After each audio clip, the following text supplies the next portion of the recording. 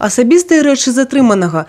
Іх дэталізацыя – неад'емная частка працэсу затрымання. І хаця мы прысутнічаем на вучэбным вобыску, канвойная служба павінна быць гатова да любой пазаштатнай сітуацыі. Напрыклад, прадухіліць спробу уцёкаў, аказаць першую медыцынскую дапамогу пры спробе суіцыду ці траўміравання зняволенага. У гэтай службы дробязяў не бывае. Сотрудник вообще это лицо, которое находится в постоянно повышенном состоянии стресса.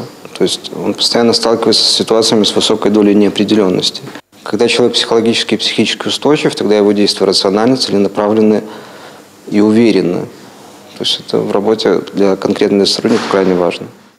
Повысить узровень профессионализму и минимизовать колькость надзвычайных ситуаций падчас наглядной выканаўчай дзейнасці. Такая задача стоит перед удзельнікамі вучэбна-метадычнага збору. Сёлета не зарэгістравана ні адной спробы уцёкаў ці суіцыду сярод зняволеных і тых, хто знаходзіцца пад следствам. У мінулым годзе таких спроб было 6. Изыскиваем передовой опыт других областей, в целом республики, да и зарубежных стран, которые мы могли бы применить на практике здесь. Показываем его, рассказываем, можно ли это применять и каким образом это проводится.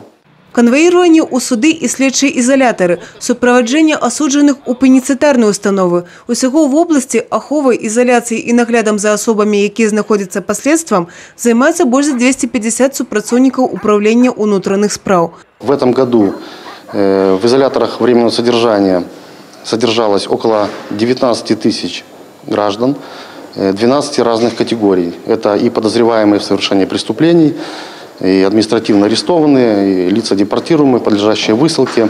Всего было реализовано около 8 тысяч заявок на конвоирование, было отконвоировано в суды, на обменные пункты, в следственные изоляторы около 11 тысяч человек.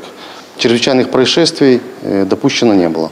Пры гэтым супрацоўнікі службы цвёрда упэўнены. Асноўная задача – не пакараць, а паставіць зняволеных на шлях выпраўлення. Евгения Мороз, Роман Филютиш, телерадиокомпания «Брест».